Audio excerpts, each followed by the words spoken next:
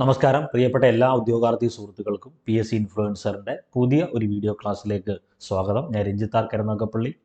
നമ്മൾ ഇന്നത്തെ ക്ലാസ്സിൽ ഡിസ്കസ് ചെയ്യുന്ന ഏരിയ ഈ കഴിഞ്ഞ LGSൻ്റെ മൂന്നാം ഘട്ട മത്സര പരീക്ഷ നടന്നിരുന്നു. അപ്പോൾ അതിൻ്റെ റിലേറ്റഡ് ഫാക്റ്റാണ് നമ്മൾ ഡിസ്കസ് ചെയ്യാൻ വേണ്ടി പോകുന്നത്.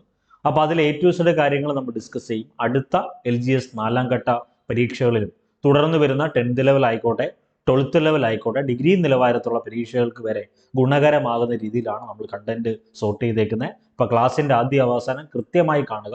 അതിനുശേഷം ഈ ക്ലാസ്സിൻ്റെ റിലേറ്റഡ് ആയിട്ടുള്ള ടോപ്പിക് ബേസ്ഡ് ആയിട്ടുള്ള പോൾ വർക്കൗട്ട് എക്സാം ടെലഗ്രാം കൂട്ടായ്മയിൽ PSC ഇൻഫ്ലുവൻസറിൻ്റെ ടെലഗ്രാം കൂട്ടായ്മയിൽ അപ്ലോഡ് ചെയ്തിട്ടുണ്ട്. അതുകൂടി ചെയ്ത് പ്രാക്ടീസ് ചെയ്യുക. ഇതിൻ്റെ PDF നോട്ട് കൂടി ഈ പറയുന്ന ടെലഗ്രാം കൂട്ടായ്മയിൽ പബ്ലിഷ് ചെയ്തിട്ടുണ്ട്. അപ്പോൾ എല്ലാവർക്കും വിജയാശംസകൾ നേരുന്നു. നമ്മൾ നേരെ കണ്ടന്റിലേക്ക് പോവുകയാണ്. ആദ്യം തന്നെ 2024 LGS മൂന്നാം ഘട്ട പരീക്ഷയിൽ ചോദിച്ച മുഴുവൻ എല്ലാ ഉദ്യോഗാർത്ഥികൾക്കും അറിയാവുന്ന തന്നെയാണ്. ചോദിച്ച ചോദ്യം മുഴുവൻ എന്ത് തന്നെയാണ്? ബേസ് ചോദ്യങ്ങളാണ്. SCERT സ്കൂൾ ടെക്സ്റ്റിനകത്തുള്ള കണ്ടന്റ് ഉൾപ്പെടെ പറഞ്ഞിട്ടുണ്ട്. അതിൽ ചോദിച്ചിട്ടുണ്ട്.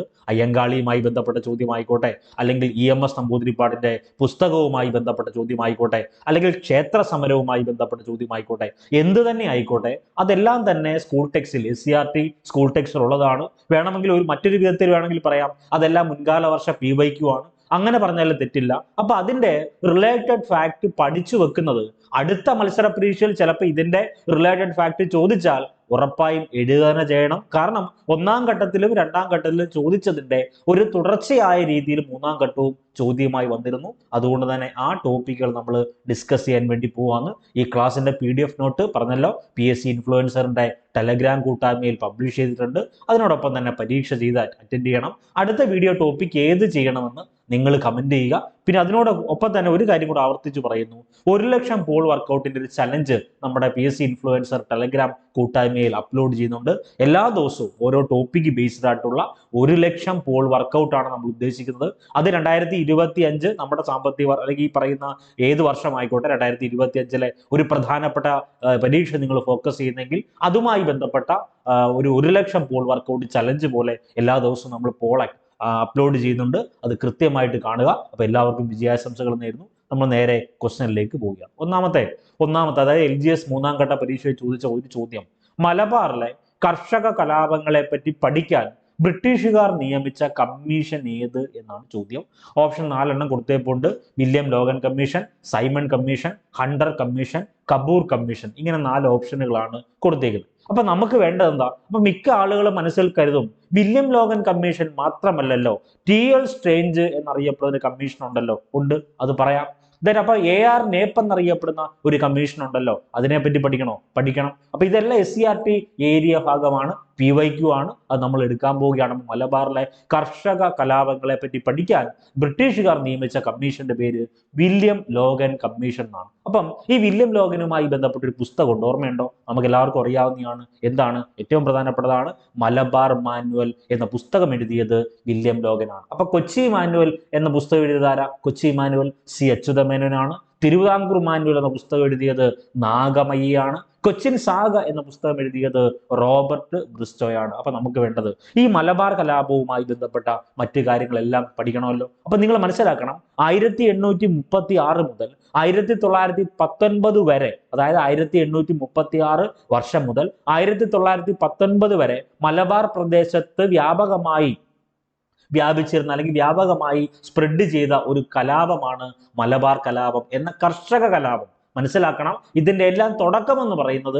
കർഷക കലാപങ്ങളാണ്. അത് ചെറുകുളത്തൂർ കലാപം മുതൽ മഞ്ചേരി കലാപം മുതൽ കുളത്തൂർ കലാപം മുതൽ എല്ലാ കലാപങ്ങളും ഈ പറയുന്ന കർഷക കലാപങ്ങളാണ്. അപ്പൊ അതിന്റെ അവസാനമാണ് ഈ പറയുന്ന 1921. ആ കണ്ടന്റാണ് നമ്മൾ പറയാൻ പോകുന്നത്. മലബാർ കലാപവുമായി ബന്ധപ്പെട്ട് ഏറ്റവും പ്രധാനപ്പെട്ട ചോദ്യം ഖിലാഫത്ത് സമരവുമായി ബന്ധപ്പെട്ട്, മറക്കല്ലേ, ഖിലാഫത്ത് സമരവുമായി ബന്ധപ്പെട്ട് കേരളത്തിൽ നടന്ന പ്രധാനപ്പെട്ട കലാപത്തിന്റെ പേരാണ് മലബാർ കലാപം. മലബാർ കലാപം നടന്ന വർഷം 1921. ഈ മലബാർ കലാപത്തിന്റെ മറ്റൊരു പേര് വളരെ ഇമ്പോർട്ടന്റ് ആണ്. മലബാർ കലാപത്തിന്റെ മറ്റൊരു പേര് പൂക്കോട്ടൂർ കലാപം അല്ലെങ്കിൽ പൂക്കോട്ടൂർ ലഹള എന്നാണ്. അപ്പൊ മലബാർ കലാപത്തിന് പെട്ടെന്നൊരു കാരണമുണ്ട്. ആ മലബാർ കലാപത്തിന്റെ പെട്ടെന്നുണ്ടായ കാരണത്തിന്റെ പേരാണെന്ത്? പൂക്കോട്ടൂർ കലാപം അല്ലെങ്കിൽ പൂക്കോട്ടൂർ ലഹള.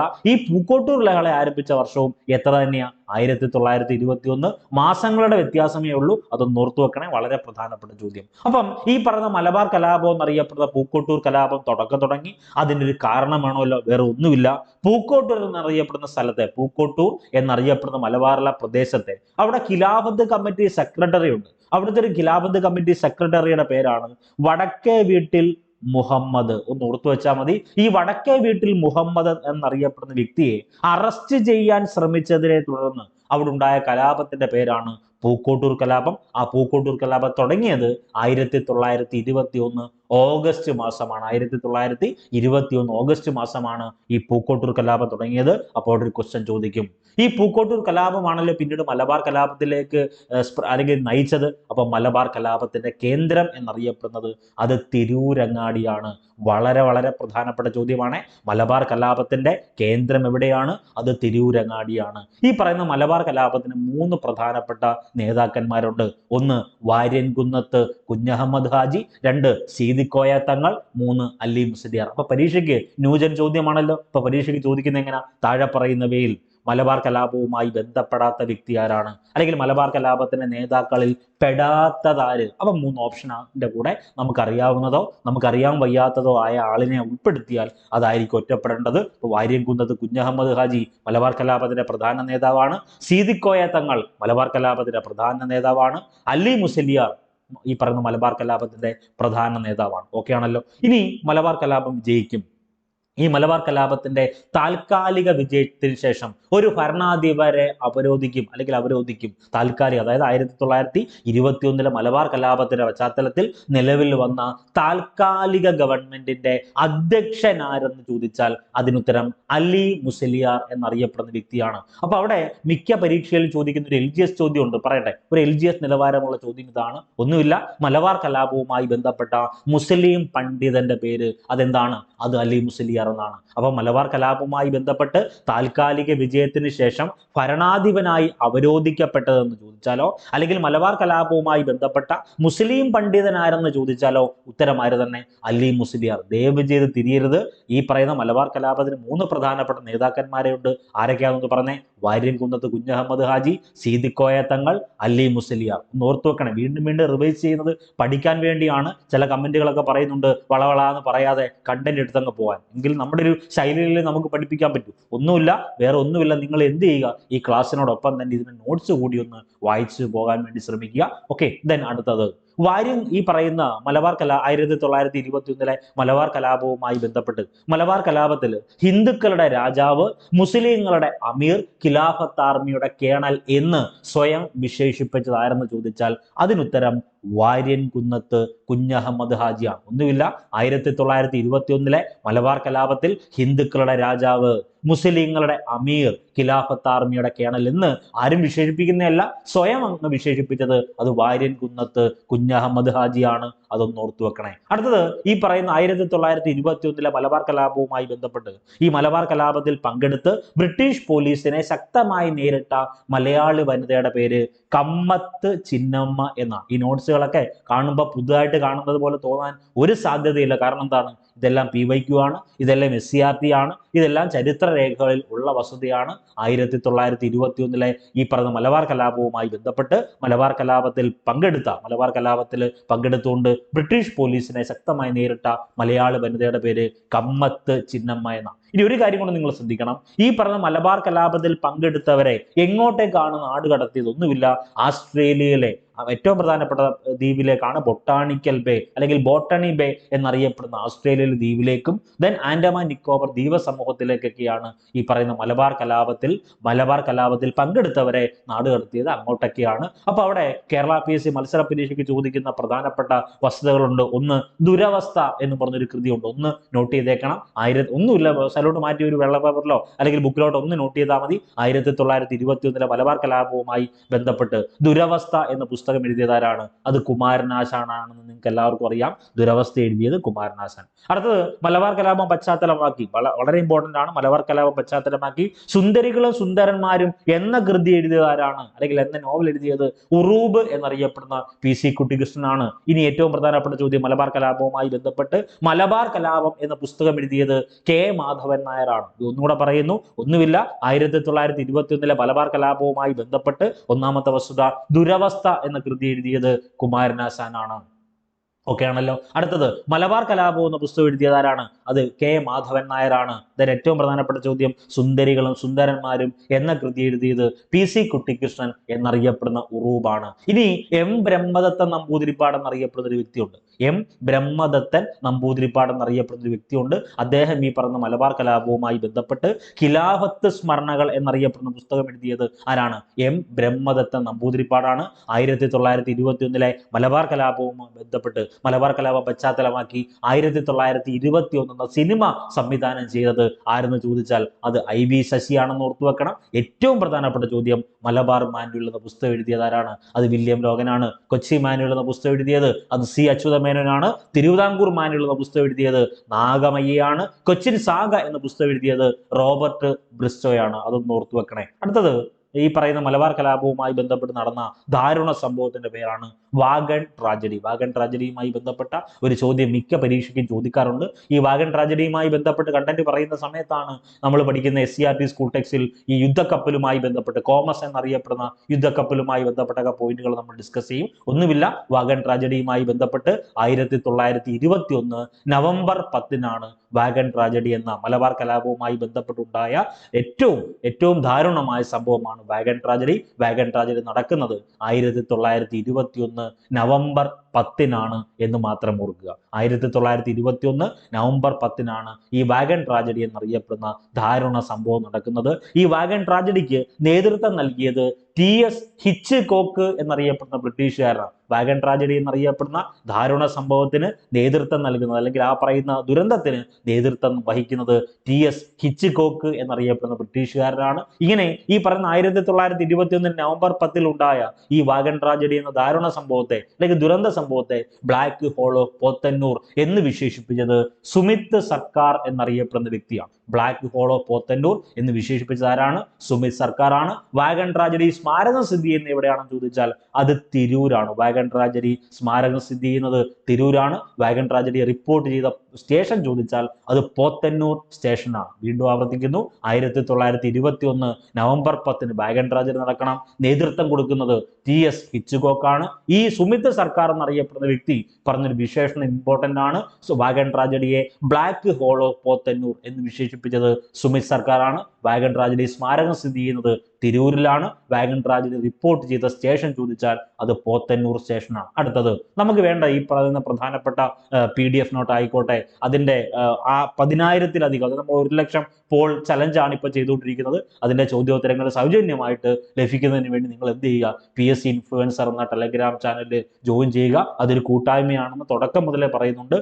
മത്സര പരീക്ഷ തയ്യാറെടുക്കുന്നവരും മത്സര പരീക്ഷയിൽ പഠിപ്പിക്കുന്ന അധ്യാപകരുടെ ഒരു കൂട്ടായ്മയാണ്. അതിൽ എല്ലാ ദിവസവും പോൾ പരീക്ഷ, എല്ലാ ദിവസവും PDF നോട്ട്, എല്ലാ ദിവസവും ലൈവ് ക്ലാസ്, റെക്കോർഡ് ക്ലാസ് എന്നിവ അപ്ലോഡ് ചെയ്യും. ഇതെല്ലാം നമ്മൾ പറഞ്ഞല്ലോ, ഇതെല്ലാം അവരവരുടെ സമയത്ത്. ഇപ്പൊ എനിക്കൊരു സമയം ഉണ്ടെങ്കിൽ ആ സമയത്തായിരിക്കും ഞാൻ എടുക്കുന്നത്, മറ്റു ടീച്ചേഴ്സിന് സമയമുള്ള സമയത്തായിരിക്കും അവരെടുക്കുന്നത്. PDF നോട്ട് തയ്യാറാക്കുന്നത് അവരുടെ സമയം എന്താണോ അതല്ലാതെ ഇതിനകത്ത് ഒരു തരത്തിലുമുള്ള മോണിറ്ററി ബെനിഫിറ്റ് നമ്മൾ പ്രതീക്ഷിക്കുന്നില്ല.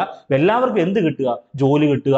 ഇപ്പൊ നിങ്ങൾ ഡിപ്പാർട്ട്മെന്റ് കയറിയതിനു ശേഷം ഇവിടെയാ, അല്ലെങ്കിൽ ഒരാളെങ്കിലും, അല്ലെങ്കിൽ ഈ പറയുന്ന എല്ലാവരും ഡിപ്പാർട്ട്മെന്റ് കയറുന്നു, ഡിപ്പാർട്ട്മെന്റ് കയറിയതിനു ശേഷം ആരോടെങ്കിലും പറഞ്ഞു കൊടുക്കുകയാണ്, പ്രിയപ്പെട്ട മറ്റൊരു ഉദ്യോഗാർത്ഥിയോട് പറഞ്ഞു കൊടുക്കുകയാണ്, ഇന്നൊരു ചാനലുണ്ട്, അല്ലെങ്കിൽ ഇന്നൊരു ടെലഗ്രാം കൂട്ടായ്മയുണ്ട്, അതിൽ ഇങ്ങനെയൊക്കെയാണ് ചെയ്യുന്നത്. ഈ ഒരു നെയിം പ്ലേറ്റ് നമ്മൾ എന്ത് ചെയ്യുക? മാക്സിമം ഉണ്ടാക്കിയെടുക്കുക എന്ന ലക്ഷ്യത്തോടു കൂടി, അതായത് എല്ലാ ഉദ്യോഗാർത്ഥികൾക്കും ജോലി ലഭിക്കുക.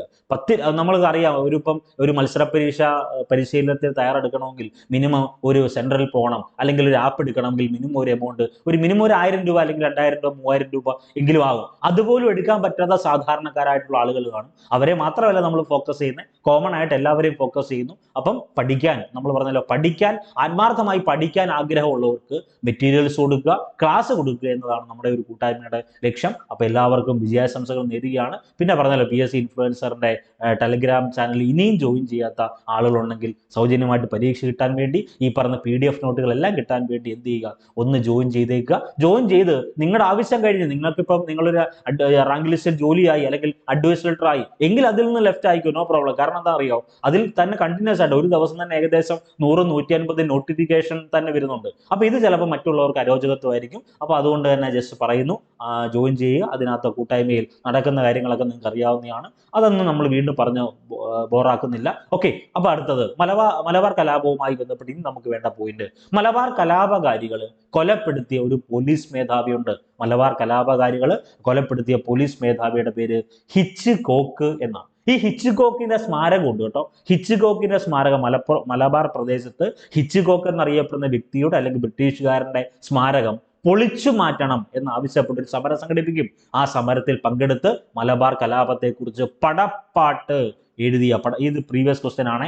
പടപ്പാട്ട് എഴുതിയ വ്യക്തിയുടെ പേര് കുമ്പളത്ത് ഗോവിന്ദൻ നായർ എന്നറിയപ്പെടുന്ന വ്യക്തിയാണ്. ഇനി അവിടെ നമ്മളെ കുഴപ്പിക്കുന്ന ഒരു ചോദ്യമുണ്ട്. എന്താണെന്നറിയോ? ചില ആളുകളൊക്കെ മനസ്സ് വിചാരിക്കും 3 കമ്മീഷൻ പഠിക്കണമല്ലോ, 3 കമ്മീഷൻ പഠിക്കണം. ഒന്ന്, നമ്മൾ ഈ ക്വസ്റ്റ്യനകത്ത് നമ്മൾ പറഞ്ഞു എന്തുവാ, മലബാർ കലാപവുമായി ബന്ധപ്പെട്ട കാർഷിക കലാപവുമായി ബന്ധപ്പെട്ട കമ്മീഷന്റെ പേര് വില്യം ലോഗൻ കമ്മീഷൻ എന്നാണ്. ഇനി ഒരു കാര്യം നിങ്ങൾ മനസ്സിലാക്കണം, ഈ പറയുന്ന മലബാറിലെ മാപ്പിള കലാപങ്ങളെ കുറിച്ച് പഠിക്കാൻ നിയമിച്ച കമ്മീഷന്റെ പേര് വില്യം ലോഗൻ കമ്മീഷൻ എന്നാണ്. മലബാർ കലാപവുമായി ബന്ധപ്പെട്ട് വധിക്കപ്പെട്ടൊരു മലബാർ കളക്ടർ ഉണ്ട്, അദ്ദേഹത്തിന്റെ പേര് HV കനോലി എന്നാണ്. 1855 HV കനോലി എന്നറിയപ്പെടുന്ന വ്യക്തിയാണ് മാപ്പിള കലാപത്തിന്റെ പശ്ചാത്തലത്തിൽ വധിക്കുന്നത്. അത് വേറെ ഇത് വേറെ തിരിഞ്ഞു പോലെ. ഇനി ഈ പറയുന്ന കമ്മീഷൻ പഠിക്കുമ്പോൾ നമ്മളെ കുഴപ്പിക്കുന്ന ഒരു ലോജിക് ഉണ്ട്.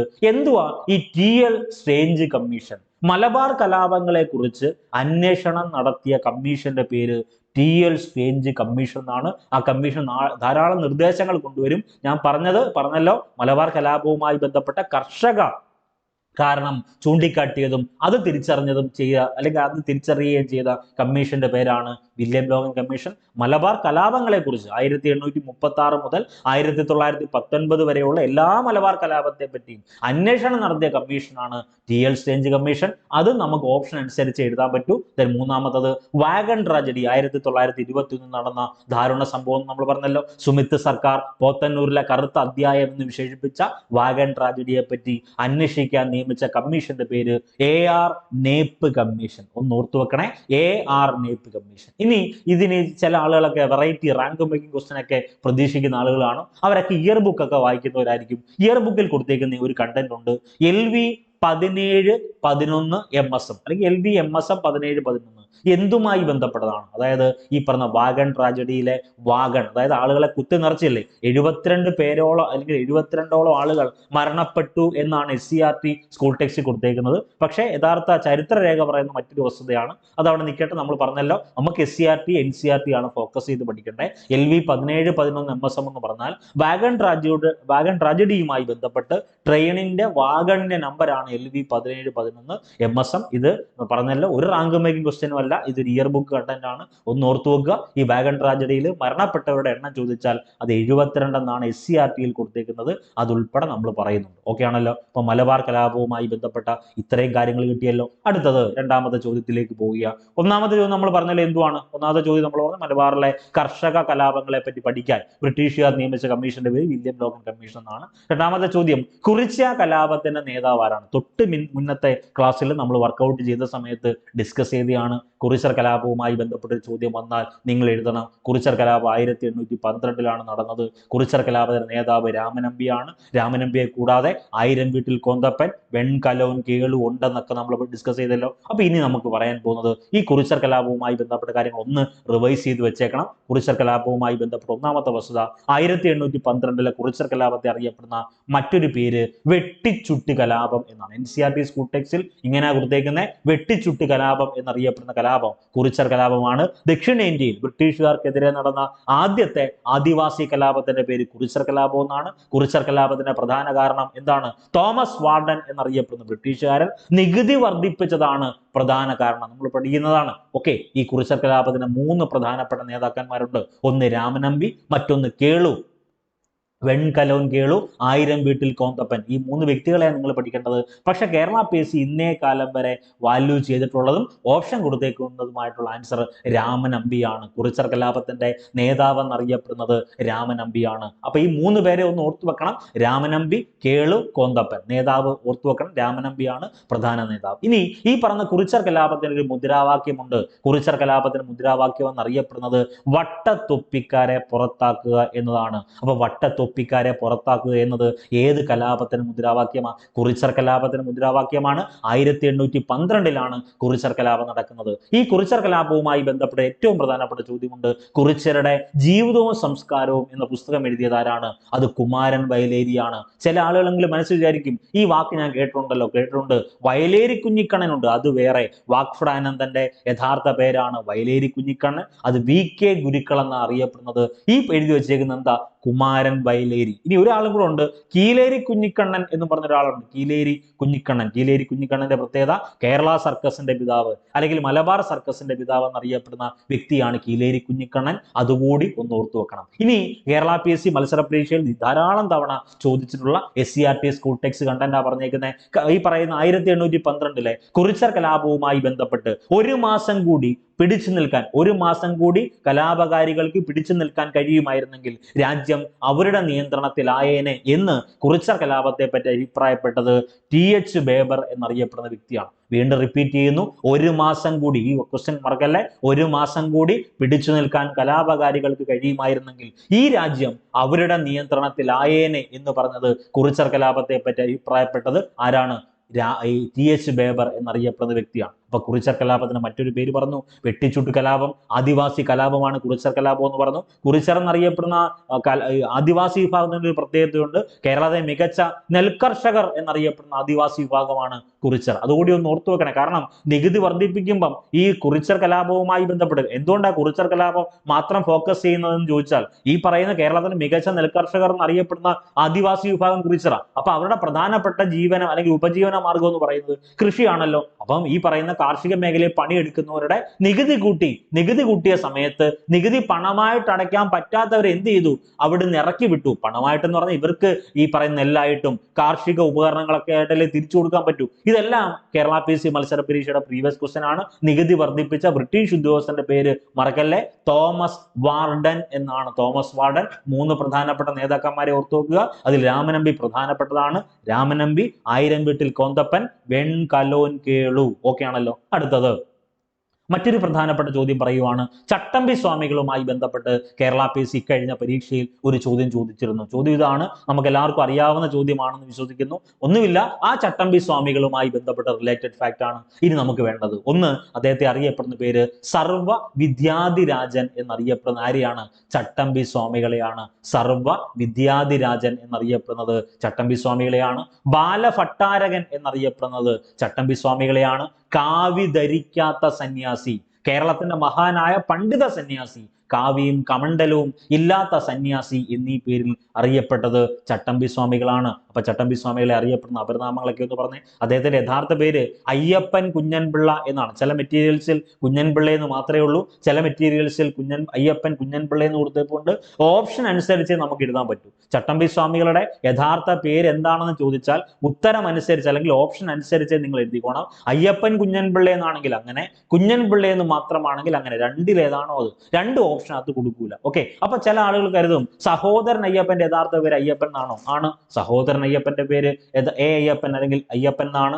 ഈ പറഞ്ഞ ചട്ടമ്പി സ്വാമിയുടെ യഥാർത്ഥ പേര് അയ്യപ്പൻ കുഞ്ഞൻപിള്ള എന്നാണ്. അതൊന്ന് ഓർത്തു വെക്കണേ. അപ്പൊ സർവ്വ വിദ്യാധിരാജൻ, ബാലഭട്ടാരകൻ, കാവി ധരിക്കാത്ത സന്യാസി, കേരളത്തിന്റെ മഹാനായ പണ്ഡിത സന്യാസി, കാവിയും കമണ്ഡലവും ഇല്ലാത്ത സന്യാസി എന്നൊക്കെ അറിയപ്പെടുന്നത് ആരെയാണ്? അത് ചട്ടമ്പി സ്വാമികളെയാണ്. അപ്പൊ ചട്ടമ്പി സ്വാമികളുമായി ബന്ധപ്പെട്ട് പ്രധാനപ്പെട്ട പുസ്തകങ്ങൾ നമ്മൾ പഠിക്കണ്ടായോ? പ്രധാനപ്പെട്ട പുസ്തകമാണ് വേദാധികാര നിരൂപണം, പ്രാചീന മലയാളം, മോക്ഷ പ്രദീപ ഖണ്ഡനം, ആദിഭാഷ, ക്രിസ്തു മതചേതനം എന്നീ പുസ്തകങ്ങൾ എഴുതിയത് ആരാണ്? ചട്ടമ്പി സ്വാമികളാണ്. എന്തൊക്കെ പുസ്തകങ്ങളാ? ഒന്ന് വേദാധികാര നിരൂപണം, പ്രാചീന മലയാളം, മോക്ഷ പ്രദീപ ഖണ്ഡനം, ആദിഭാഷ, ക്രിസ്തു മതചേതനം എന്നീ പുസ്തകങ്ങൾ എഴുതിയത് ചട്ടമ്പി സ്വാമികളാണ്. ചട്ടമ്പി സ്വാമികളുടെ യഥാർത്ഥ പേര് നമ്മൾ പറഞ്ഞു അയ്യപ്പൻ കുഞ്ഞൻപിള്ള എന്നാണ്. അതൊന്ന് ഓർത്തു വെക്കണം. ഇനി 1892 വർഷം ഇമ്പോർട്ടന്റ് ആണ്.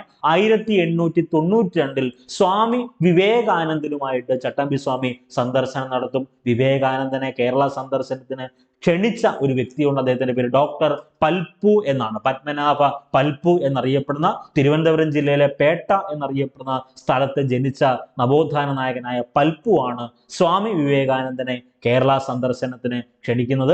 1892 സ്വാമി വിവേകാനന്ദൻ ചട്ടമ്പി സ്വാമിയുമായി സന്ദർശനം നടത്തുന്നു. ഇപ്പൊ ഈ സന്ദർശനം നടത്തുന്ന സമയത്ത് ഈ 2 വാക്യങ്ങൾ ഒന്ന് ഓർത്തു വെക്കണം.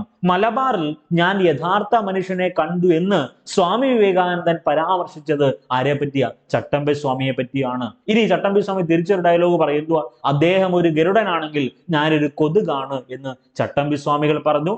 ആരെ പറ്റി? വിവേകാനന്ദനെ കുറിച്ച്. അപ്പൊ 1892 വിവേകാനന്ദൻ ചട്ടമ്പി സ്വാമി സന്ദർശനം നടക്കുന്നു. വിവേകാനന്ദനെ കേരള സന്ദർശനത്തിന് ക്ഷണിച്ച വ്യക്തിയുടെ പേര് ഡോക്ടർ പൽപ്പു എന്നാണ്. അതൊന്ന് വളരെ പ്രധാനപ്പെട്ടതാണ്. തിരുവിതാംകോട്ട തീയൻ എന്ന അപരനാമത്തിൽ അറിയപ്പെടുന്നത് ഡോക്ടർ പൽപ്പു. ഡോക്ടർ പൽപ്പുവുമായി ബന്ധപ്പെട്ട് നമ്മൾ കഴിഞ്ഞ ക്ലാസ്സിൽ ഡിസ്കസ് ചെയ്ത പോയിന്റ് ആണ്.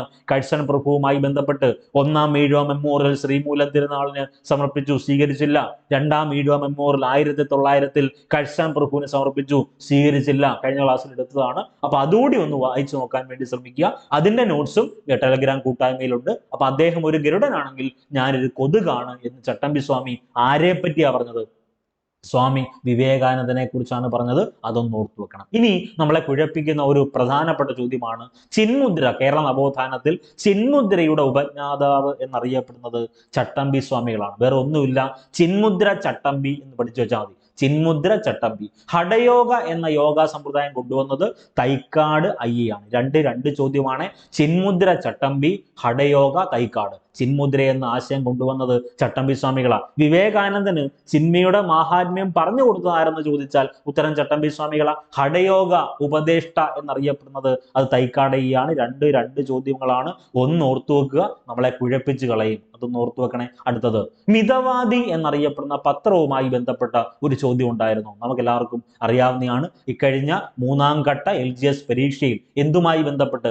മിതവാദി എന്നറിയപ്പെടുന്ന നവോത്ഥാന പത്രവുമായി ബന്ധപ്പെട്ട ഒരു ചോദ്യം ഉണ്ടായിരുന്നു. ആ ചോദ്യത്തിന്റെ റിലേറ്റഡ് ഫാക്ട് നമുക്ക് ഡിസ്കസ് ചെയ്യണം. അപ്പൊ നമ്മൾ 3 ചോദ്യങ്ങളെ പറഞ്ഞുള്ളൂ. കുറിച്ചർ കലാപവുമായി ബന്ധപ്പെട്ട ഒരു ക്വസ്റ്റ്യൻ ഉണ്ടായിരുന്നു, ആ ഒരു ഏരിയ നമ്മൾ കവർ ചെയ്ത് കഴിഞ്ഞു. മലബാർ കലാപവുമായി ബന്ധപ്പെട്ട ഒരു ക്വസ്റ്റ്യൻ ഉണ്ടായിരുന്നു, ആ ഒരു ഏരിയ നമ്മൾ കവർ ചെയ്ത് കഴിഞ്ഞു. അടുത്തത് നമ്മൾ പറഞ്ഞിരിക്കുന്ന ചട്ടമ്പി സ്വാമികളുമായി ബന്ധപ്പെട്ട ഒരു ഏരിയ ഉണ്ടായിരുന്നു, അതും നമ്മൾ കവർ ചെയ്ത് കഴിഞ്ഞു. ഇനിയുള്ളത് ആരാണ്? ഇനിയുള്ളത് മിതവാദി എന്നറിയപ്പെടുന്ന പത്രവുമായി ബന്ധപ്പെട്ട കണ്ടന്റ് ആണ് ഇനി നമുക്ക് ഡിസ്കസ് ചെയ്യാനുള്ളത്. അപ്പൊ ആവർത്തിച്ച് നമ്മൾ ടോപ്പിക്ക് പറയുന്നുണ്ട്. ഈ ടോപ്പിക്ക് പഠിക്കാതെ അടുത്ത 4-ാം ഘട്ട പരീക്ഷയിലും LGSുമായി ബന്ധപ്പെട്ട 4-ാം ഘട്ട പരീക്ഷയിലും 10th ലെവൽ പ്രിലിമിനറിയുടെ ഓരോ സ്റ്റേജ് ഉണ്ടല്ലോ, അതിലൊന്നും പോകരുത്. അപ്പൊ അതൊന്നും പോകരുതെന്ന് പറഞ്ഞാൽ ഇതൊന്നും പഠിക്കാതെ പോകരുതെന്നാ പറഞ്ഞത്. കാരണം ഇതിനകത്തുനിന്ന് ഒരു മാർക്ക് കിട്ടിയാൽ ഉറപ്പായിട്ട് നമുക്ക് നഷ്ടമാകാൻ പാടില്ല. അപ്പൊ അടുത്ത ഒരു ഏരിയയിലേക്ക് നമ്മൾ പോവുകയാണ്, മിതവാദി പത്രവുമായി ബന്ധപ്പെട്ട്. അപ്പൊ ഇനി നമുക്ക് വേണ്ടത് മിതവാദി എന്നറിയപ്പെടുന്ന പത്രവുമായി ബന്ധപ്പെട്ട ചോദ്യമാണല്ലോ. ഒന്നുമില്ല, ചോദ്യം ഇതായിരുന്നു: സാമൂഹികമായി അടിച്ചമർത്തപ്പെട്ടവരുടെ ബൈബിൾ എന്നറിയപ്പെടുന്ന പത്രം ഏത് എന്നാണ് ചോദ്യം. നമുക്ക് എല്ലാവർക്കും അറിയാവുന്നതാണ്. പത്രപ്രവർത്തനവുമായി ബന്ധപ്പെട്ട ഒരു ചോദ്യം മിക്ക പരീക്ഷയിലും ചോദിക്കാറുണ്ട്. മലയാള പത്രപ്രവർത്തനവുമായി ബന്ധപ്പെട്ട് നമ്മൾ രാജ്യസമാചാരവും പശ്ചിമോദയവും ഒക്കെ നമ്മൾ ഡിസ്കസ് ചെയ്യുന്നതാണ്. ഓക്കെ, അപ്പൊ അതിൽ മിതവാദി വീണ്ടും റിപ്പീറ്റ് ചെയ്താൽ നിങ്ങൾ മാത്രം എഴുതാതിരിക്കരുത്. മിതവാദി പത്രം ആരംഭിക്കുന്നത് 1907 കണ്ണൂർ ജില്ലയിലെ തലശ്ശേരി എന്നറിയപ്പെടുന്ന സ്ഥലത്ത് നിന്നാണ് മിതവാദി പത്രം ആരംഭിക്കുന്നത്. മറക്കരുത്. ഇനി ഈ മിതവാദി കൃഷ്ണൻ എന്നറിയപ്പെടുന്ന ഒരു വ്യക്തിയുണ്ട്. അദ്ദേഹത്തിന്റെ പേര് സി കൃഷ്ണൻ എന്നാണ്. വളരെ ഇമ്പോർട്ടന്റ് ആണ്. ഈ സി കൃഷ്ണനാണ് കാലിക്കറ്റ് ബാങ്ക് സ്ഥാപിക്കുന്നത്. സി കൃഷ്ണനാണ് മിതവാദി. സി കൃഷ്ണൻ എന്നറിയപ്പെടുന്ന സി കൃഷ്ണനാണ് കാലിക്കറ്റ് ബാങ്ക് സ്ഥാപിക്കുന്നത്. ഈ സി കൃഷ്ണനുമായി ബന്ധപ്പെട്ട് ഏറ്റവും പ്രധാനപ്പെട്ട അദ്ദേഹത്തിന്റെ ഒരു ആത്മകഥയുണ്ട്. ഏറ്റവും പ്രധാനപ്പെട്ടതാണ്, നിങ്ങൾക്ക് എല്ലാവർക്കും അറിയാവുന്നതാണെന്ന് വിശ്വസിക്കുന്നു. ജീവിത മത്സരം എന്നറിയപ്പെടുന്ന ആത്മകഥ സി കൃഷ്ണന്റെയാണ്. ജീവിത സമരമല്ല, അത് സി കേശവന്റേതാണ്. ഇത് ജീവിത മത്സരം സി കൃഷ്ണന്റെയാണ്. അപ്പൊ മിതവാദി കൃഷ്ണൻ എന്നറിയപ്പെടുന്നത് ആരെയാണ്? അത് സി കൃഷ്ണനെയാണ്. അപ്പൊ നിങ്ങൾ മനസ്സിലാക്കേണ്ട മറ്റൊരു വസ്തുണ്ട്. ഈ പറഞ്ഞ മിതവാദി എന്നറിയപ്പെടുന്ന പത്രം ആരംഭിക്കുന്നത് ചരിത്രരേഖകളിൽ പറയുന്നത് ടി ശിവശങ്കരൻ എന്നറിയപ്പെടുന്ന വ്യാപാരിയായിരുന്നു സ്ഥാപകൻ. അതിന്റെ സ്ഥാപക എഡിറ്ററായിട്ട് മൂർക്കോത്ത് കുമാരൻ. പിന്നീട് നഷ്ടത്തിലാകുമ്പോൾ മൂർക്കോത്ത് കുമാരൻ ഏറ്റെടുക്കും. പിന്നെ ഇത് നഷ്ടത്തിലാകുമ്പം ഈ പറഞ്ഞ സി കൃഷ്ണൻ അത് ഏറ്റെടുത്ത് നടത്തും. അതിനുശേഷമാണ് 1917 റഷ്യൻ വിപ്ലവവുമായി ബന്ധപ്പെട്ട പോയിന്റ് വരുന്നത്. തീയരുടെ ബൈബിൾ എന്നറിയപ്പെടുന്ന വിശേഷണം വരാനുള്ള കാരണമൊക്കെ ഈ പറഞ്ഞ സി കൃഷ്ണൻ അതിന് നേതൃസ്ഥാനത്ത് എത്തിയത് കൊണ്ടാണ്. അതുകൊണ്ടാണ് മിതവാദി കൃഷ്ണൻ എന്നറിയപ്പെടുന്ന ആരെയാണ്? സി കൃഷ്ണനായിട്ട് പരിഗണിക്കപ്പെടുന്നത്. അപ്പൊ അതിലേക്ക് വരാം. അപ്പൊ മിതവാദി പത്രത്തിന്റെ ചോദ്യം എന്തായിരുന്നു? സാമൂഹികമായി സമൂഹത്തിൽ അല്ലെങ്കിൽ സാമൂഹികമായി അടിച്ചമർത്തപ്പെട്ടവരുടെ ബൈബിൾ എന്നറിയപ്പെടുന്നത് അത് മിതവാദിയാണ്. മുൻകാല വർഷങ്ങളിൽ അധസ്ഥിതരുടെ ബൈബിൾ എന്നാ ചോദിച്ചുകൊണ്ടിരുന്നത്. അപ്പൊ ഇത് മാറ്റി ചോദിച്ചു എന്നേ ഉള്ളൂ. അപ്പൊ അധസ്ഥിതരുടെ ബൈബിൾ എന്നോ തീയരുടെ ബൈബിൾ എന്നോ ചോദിച്ചാൽ ഉത്തരം ഏതാണ്? മിതവാദി. അപ്പൊ ചില ആളുകൾ മനസ്സ് വിചാരിക്കും ഈഴവ ഗസറ്റ് അല്ലെങ്കിൽ ഈഴവ ഗസറ്റ് എന്നറിയപ്പെടുന്ന എന്തിനെയാണ്? ഈഴവ ഗസറ്റ് എന്നറിയപ്പെടുന്നത് SNDPയുടെ മുഖപത്രമായ വിവേകോദയത്തെയാണ്. വിവേകോദയത്തിന്റെ ഇപ്പോഴത്തെ പേരാണ് യോഗനാഥം. അത് അവിടെ നമുക്ക് വേണ്ട പോയിന്റ് ആണ്, അതൊന്ന് ഓർത്തു വെക്കണേ. ഓക്കെ. അപ്പൊ 1907 തലശ്ശേരിയിലാണ് മിതവാദി സ്ഥാപിക്കുന്നത്. മിതവാദി കൃഷ്ണൻ എന്നറിയപ്പെടുന്നത് സി കൃഷ്ണനാണ്. അടുത്തത് 1917 റഷ്യൻ വിപ്ലവത്തിന് പിന്തുണ പ്രഖ്യാപിച്ച മലയാള പത്രത്തിന്റെ പേര് അത് മിതവാദിയാണ്. 1917 റഷ്യൻ വിപ്ലവത്തിന് പിന്തുണ പ്രഖ്യാപിച്ച മലയാള പത്രം മിതവാദിയാണ്. ഇങ്ങനെ നമ്മളെ കുഴപ്പിക്കുന്ന ഒരു ചോദ്യം കൂടെ ഉണ്ട്. എന്താണെന്നറിയാവോ? ബ്രിട്ടനിന്റെ ന്യൂസ് ഏജൻസി ആയ റോയിറ്റേഴ്സുമായി ബന്ധമുണ്ടാക്കിയ മലയാള നവോത്ഥാന പത്രം ചോദിച്ചാൽ അത് സ്വദേശാഭിമാനിയാണ്. ഇത് 1917 റഷ്യൻ വിപ്ലവത്തിന് പിന്തുണ പ്രഖ്യാപിച്ച മലയാള പത്രം അത് മിതവാദിയും. റോയിറ്റേഴ്സുമായി ബന്ധമുണ്ടാക്കിയ മലയാള പത്രം ചോദിച്ചാൽ അത് വളരെ പ്രധാനപ്പെട്ടതാണ്, സ്വദേശാഭിമാനി പത്രമാണ്. അപ്പം ബ്രിട്ടനിന്റെ ന്യൂസ് ഏജൻസിയായ റോയിറ്റേഴ്സുമായി ബന്ധമുണ്ടാക്കിയ നവോത്ഥാന നായകൻ ആരായിരിക്കും? അത് സ്വദേശാഭിമാനി, രാമകൃഷ്ണ പിള്ളയ, വക്കം അബ്ദുൽ ഖാദർ മൗലവി അല്ല. ആ പത്രത്തിന്റെ സ്ഥാപകനൊക്കെ നമ്മൾ കുഴഞ്ഞു പോകും. അപ്പൊ നമുക്ക് വേണ്ടത് മിതവാദി പത്രവുമായി ബന്ധപ്പെട്ട് 1917 റഷ്യൻ വിപ്ലവത്തിന് പിന്തുണ പ്രഖ്യാപിക്കുന്നു. തീയരുടെ ബൈബിൾ എന്നോ അധസ്ഥിതരുടെ ബൈബിൾ എന്നോ ഇപ്പൊ ചോദിച്ചേക്കുന്ന സാമൂഹികമായി അടിച്ചമർത്തപ്പെട്ടവരുടെ ബൈബിൾ എന്നോ ചോദിച്ചാൽ ഉത്തരം ഏതാണ്? മിതവാദിയാണ്. ഈ മിതവാദിയിലാണ് 1907 കുമാരനാശാന്റെ വീണപ്പൂവ് പ്രസിദ്ധീകരിക്കുന്നത്. അതുകൂടി ഒന്ന് ഓർത്തു വെക്കുക മിതവാദി പത്രവുമായി ബന്ധപ്പെട്ട്. അടുത്തത് അയ്യങ്കാളിയുമായി ബന്ധപ്പെട്ട ഒരു ചോദ്യം ഈ കഴിഞ്ഞ LGS 3ാം ഘട്ട പരീക്ഷയിൽ ഉണ്ടായിരുന്നു. ചോദ്യം എന്താണെന്ന് അറിയാലോ? ഒന്നുമില്ല, കല്ലുമാല സമരവുമായി ബന്ധപ്പെട്ട് കല്ലുമാല പ്രക്ഷോഭത്തിന്റെ നേതാവാര് എന്നായിരുന്നു ചോദ്യം. കല്ലുമാല പ്രക്ഷോഭത്തിന്റെ നേതാവാരെന്നാണ് ചോദ്യം. അപ്പൊ അതിന് ഉത്തരം ആരാണ്? അയ്യങ്കാളിയാണ്. അപ്പൊ അയ്യങ്കാളിയുമായി ബന്ധപ്പെട്ട് ഇന്നേ കാലം വരെ, അതായത് 2024 ഈ പറഞ്ഞ ഡിസംബർ മാസം വരെ ചോദിച്ച പ്രധാനപ്പെട്ട PYQ ഒന്ന് പറഞ്ഞു തന്നോട്ടെ. അതിൽ SCRT ഉൾപ്പെടും, NCRT കണ്ടന്റ് ഉൾപ്പെടും, എല്ലാ കണ്ടന്റും പറഞ്ഞു തരുവാണ്. ഒന്ന്, കേരള സ്പാർട്ടക്കസ് എന്നറിയപ്പെടുന്നത് അയ്യങ്കാളിയാണ്. കേരള PSC ലേറ്റസ്റ്റ് ആയി ചോദിച്ച 3 അപരനാമങ്ങളുണ്ട് നമ്മളെ കുഴപ്പിക്കുന്നത് നവോത്ഥാനത്തിൽ. ഒന്ന്, കേരള നെപ്പോളിയൻ. അറിയാവുന്നവരുണ്ടെങ്കിൽ ഒന്ന് കമന്റ് ചെയ്തേക്കണം. കേരള നെപ്പോളിയൻ എന്നറിയപ്പെടുന്നത് ആരെയാണ്? അത് പൊയ്യലി യോഹന്നാനെയാണ് കേരള നെപ്പോളിയൻ എന്നറിയപ്പെടുന്നത്. കേരള നവോത്ഥാനത്തിന്റെ രാജശില്പി എന്നറിയപ്പെടുന്ന ആരെയാണ്? അത് ശ്രീനാരായണ ഗുരുവിനെയാണ്. കേരള നവോത്ഥാനത്തിന്റെ രാജശില്പി എന്നറിയപ്പെടുന്നത് ശ്രീനാരായണ ഗുരുവിനെയാണ്. കേരള സ്പാർട്ടക്കസ് എന്നറിയപ്പെടുന്നത് അത് അയ്യങ്കാളിയാണ്. അപ്പൊ കേരള സ്പാർട്ടക്കസ് എന്നറിയപ്പെടുന്നത് അയ്യങ്കാളിയാണ്. ഇന്ത്യയിൽ ആദ്യത്തെ തൊഴിലാളി നേതാവായി പരിഗണിക്കപ്പെടുന്നത് അയ്യങ്കാളിയാണ്. കേരള സ്പാർട്ടക്കസ് എന്നറിയപ്പെടുന്നത് അയ്യങ്കാളി. ഇന്ത്യയിൽ ആദ്യത്തെ തൊഴിലാളി നേതാവ് എന്നറിയപ്പെടുന്നത് അയ്യങ്കാളി. കേരള നവോത്ഥാനത്തിന്റെ കറുത്ത സൂര്യൻ എന്നറിയപ്പെടുന്നത് അയ്യങ്കാളിയാണ്. അവിടെ നമ്മളെ കുഴപ്പിക്കുന്ന ഒത്തിരി ചോദ്യങ്ങളുണ്ട്. ഏതൊക്കെയാണെന്നറിയാവോ? ഒന്ന്, കേരള നവോത്ഥാനത്തിന്റെ ഉദയസൂര്യൻ എന്നറിയപ്പെടുന്നത് ആരെയാണ്? അതിന് ലോജിക് ഉൾപ്പെടെ ഒന്ന് ഓർത്തു വെക്കുക. ഉദയസൂര്യൻ എന്ന് പറഞ്ഞാൽ എന്തുവാ? അതുവരെ ഈ പറയുന്ന എന്താണ്? ഇരുട്ട അല്ലേ? സൂര്യൻ ഉദിച്ചു വരുന്നത് വരെ നമുക്ക് ഇരുട്ടാണ്. അപ്പൊ അന്നേ കാലം വരെ ഒരു ഇരുട്ടായിരുന്നു എന്ത്? ഈ പറഞ്ഞ അതിൽ പറയുന്ന അയിത്തവുമായി ബന്ധപ്പെട്ടത്, അല്ലെങ്കിൽ അൺടച്ചബിലിറ്റിയുമായി ബന്ധപ്പെട്ടത്, അല്ലെങ്കിൽ തീണ്ടലുമായി ബന്ധപ്പെട്ട് അങ്ങനെ ഒത്തിരി ദുരാചാരങ്ങൾ ഉണ്ടായിരുന്നു അല്ലെ? അപ്പൊ ആ ദുരാചാരങ്ങൾക്ക് ഒരു വെളിച്ചമായി വന്നത് ആരാണ്? ഈ പറയുന്ന വൈകുണ്ഠ സ്വാമികൾ എന്നറിയപ്പെടുന്ന വ്യക്തിയാണ്. അദ്ദേഹമാണ് കേരളത്തിൽ ആദ്യമായിട്ട് ഒരു സാമൂഹിക പരിഷ്കരണ പ്രസ്ഥാനം ആരംഭിച്ചത്. ആ സംഘടനയുടെ പേര് സമത്വ സമാജം എന്നാണ്. കേരളത്തിൽ ആദ്യമായിട്ട് തിരുവിതാംകൂറിൽ ആദ്യമായി ക്ഷേത്രപ്രവേശന സാധ്യമാക്കണമെന്ന് 1836 പ്രഖ്യാപിച്ച നവോത്ഥാന നായകന്റെ പേര് വൈകുണ്ഠ സ്വാമികൾ എന്നാണ്. കേരളത്തിൽ ആദ്യത്തെ സാമൂഹിക പരിഷ്കർത്താവായി പരിഗണിക്കപ്പെടുന്നത് വൈകുണ്ഠസ്വാമികളാണ്. കേരളത്തിൽ ആദ്യ സാമൂഹിക കലാപമായ ചാന്നാർ കലാപത്തിന്റെ ആത്മീയ നേതാവ് എന്നറിയപ്പെടുന്നത് വൈകുണ്ഠസ്വാമികളാണ്. അങ്ങനെ ഒത്തിരി ചോദ്യങ്ങളുണ്ട്. അപ്പൊ അതുവരെയുള്ള അനീതികൾക്കെതിരെ, അതുവരെയുള്ള ഒരു ഇരുട്ട്, ഈ പറയുന്ന എല്ലാ ദൂഷിച്ച ചിന്തകൾക്കുമെതിരെ കൊണ്ടുവന്ന, അല്ലെങ്കിൽ ഒരാശയം കൊണ്ടുവന്നത് അദ്ദേഹം ആയതുകൊണ്ടാണ് കേരള നവോത്ഥാനത്തിന്റെ ഉദയസൂര്യൻ, ഉദിച്ചു വരുന്ന സൂര്യനായി ആരെ അറിയപ്പെടുന്നത്? ഈ പറഞ്ഞ വൈകുണ്ഠ സ്വാമികളെ അറിയപ്പെടുന്നത്. ഇനിയും ചോദ്യമുണ്ട്. കേരള നവോത്ഥാനത്തിന്റെ മേഘജ്യോതിസ് എന്നറിയപ്പെടുന്ന ആരെയാണ്? അത് TK മാധവൻ എന്നറിയപ്പെടുന്ന വ്യക്തിയാണ് കേരള നവോത്ഥാനത്തിന്റെ മേഘജ്യോതിസ് എന്നറിയപ്പെടുന്നത്. ഇനി ചോദ്യമുണ്ട് കേരള നവോത്ഥാനവുമായി ബന്ധപ്പെട്ട് ഏറ്റവും പ്രധാനപ്പെട്ട ചോദ്യമാണ് കേരള നവോത്ഥാനത്തിന്റെ കറുത്ത സൂര്യൻ എന്നറിയപ്പെടുന്ന ആരെയാണ്? അത് അയ്യങ്കാളിയാണ്. ഇതെല്ലാം കൂടെ മനസ്സിലാക്കി ഭ്രാന്താവുന്ന ഒരു സാഹചര്യം ഉണ്ടാവരുത്. കേരള സ്പാർട്ടക്കസ് എന്നറിയപ്പെടുന്നു. ഇന്ത്യയിൽ ആദ്യത്തെ തൊഴിലാളി നേതാവ് എന്നറിയപ്പെടുന്നത് അയ്യങ്കാളിയാണ്. കേരള നവോത്ഥാനത്തിന്റെ കറുത്ത സൂര്യൻ എന്നറിയപ്പെടുന്നത് അയ്യങ്കാളിയാണ്. കേരള ദളിത് നവോത്ഥാനത്തിന്റെ പിതാവ് എന്നറിയപ്പെടുന്നതും അയ്യങ്കാളിയെ തന്നെ. അവിടെയും കുഴഞ്ഞു പോലെ കേരള നവോത്ഥാനത്തിന്റെ പിതാവാര? അത് ശ്രീനാരായണ ഗുരു. കേരള ക്രിസ്ത്യൻ നവോത്ഥാനത്തിന്റെ പിതാവാര? അത് കുര്യാക്കോസ് ഏലിയാസ് ചാവറ. കേരള മുസ്ലിം നവോത്ഥാനത്തിന്റെ പിതാവ് വക്കം അബ്ദുൽ ഖാദർ മൗലവി. കേരള ദളിത് നവോത്ഥാനത്തിന്റെ പിതാവ് എന്നറിയപ്പെടുന്നത് അത് അയ്യങ്കാളിയാണ്. 4 ചോദ്യമാണ്. കേരള ദളിത് നവോത്ഥാനത്തിന്റെ പിതാവ് അയ്യങ്കാളി, കേരള നവോത്ഥാനത്തിന്റെ പിതാവ് ശ്രീനാരായണ ഗുരു, കേരള മുസ്ലിം നവോത്ഥാനത്തിന്റെ പിതാവ് വക്കം അബ്ദുൽ ഖാദർ മൗലവി, കേരള ക്രിസ്ത്യൻ നവോത്ഥാനത്തിന്റെ പിതാവ് എന്നറിയപ്പെടുന്നത് കുര്യാക്കോസ് ഏലിയാസ് ചാവറ. ഈ അയ്യങ്കാളിയെ തന്നെയാണ് അധസ്ഥിതരുടെ പടത്തലവൻ എന്നും അറിയപ്പെടുന്നത്. അധസ്ഥിതരുടെ പടത്തലവൻ എന്നറിയപ്പെടുന്ന ആരെയാണ്? അത് അയ്യങ്കാളിയാണ്. അപ്പോൾ ഒരു ക്വസ്റ്റ്യൻ ചോദിച്ചോട്ടെ, പാവങ്ങളുടെ പടത്തലവൻ എന്നറിയപ്പെടുന്ന ആരെയാ? പാവങ്ങളുടെ പടത്തലവൻ എന്നറിയപ്പെടുന്നത് AK ഗോപാലനും അധസ്ഥിതരുടെ പടത്തലവൻ എന്നറിയപ്പെടുന്നത് അയ്യങ്കാളിയും. ഈ അയ്യങ്കാളി 1893 വില്ലുവണ്ടി സമരം സംഘടിപ്പിക്കും. എവിടം മുതൽ എവിടം വരെ? വെങ്ങാനൂർ, തിരുവനന്തപുരം ജില്ലയിലെ അദ്ദേഹത്തിന്റെ ജന്മസ്ഥലമായ വെങ്ങാനൂർ മുതൽ തിരുവനന്തപുരം വരെ. അപ്പൊ 1893 അദ്ദേഹം വില്ലുവണ്ടി സമരം സംഘടിപ്പിക്കുന്നത് വെങ്ങാനൂർ മുതൽ തിരുവനന്തപുരം വരെ.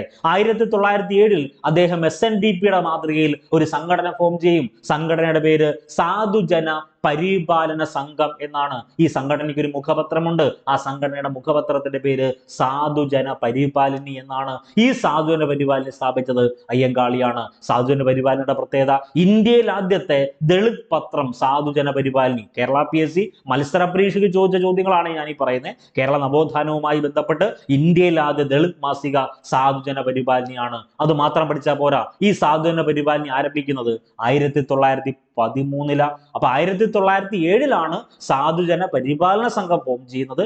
1913 സാധുജന പരിപാലിനി സ്ഥാപിക്കുന്നത്. സാധുജന പരിപാലിനി സ്ഥാപിച്ചത് അയ്യങ്കാളി. സാധുജന പരിപാലിനി എന്ന മാസികയുടെ ആദ്യ എഡിറ്റർ ചെമ്പന്തറ കാളിച്ചോതി കറുപ്പനാണ്. ചെമ്പന്തറ കാളിച്ചോതി കറുപ്പനാണ്, പണ്ഡിറ്റ് കറുപ്പൻ അല്ല എന്ന് മാത്രം ഒന്ന് ഓർക്കണേ. അടുത്തത് ഈ പറഞ്ഞ അയ്യങ്കാളിയുമായി ബന്ധപ്പെട്ട് 2 പ്രധാനപ്പെട്ട സമരം പഠിക്കണം. ഒന്ന്, 1915 കൊല്ലം ജില്ലയിലെ പെരിനാട് എന്നറിയപ്പെടുന്ന സ്ഥലത്ത് കമ്മൻകുളം എന്നറിയപ്പെടുന്ന കുളം കുഴിക്കാൻ വേണ്ടി കുറച്ച് തൊഴിലാളികൾ വരും. അവരുമായി ബന്ധപ്പെട്ട് അല്ലെങ്കിൽ ആ പറയുന്ന തൊഴിലാളികൾ സംഘടിപ്പിച്ച സമരത്തിന്റെ പേരാണ് എന്ത്?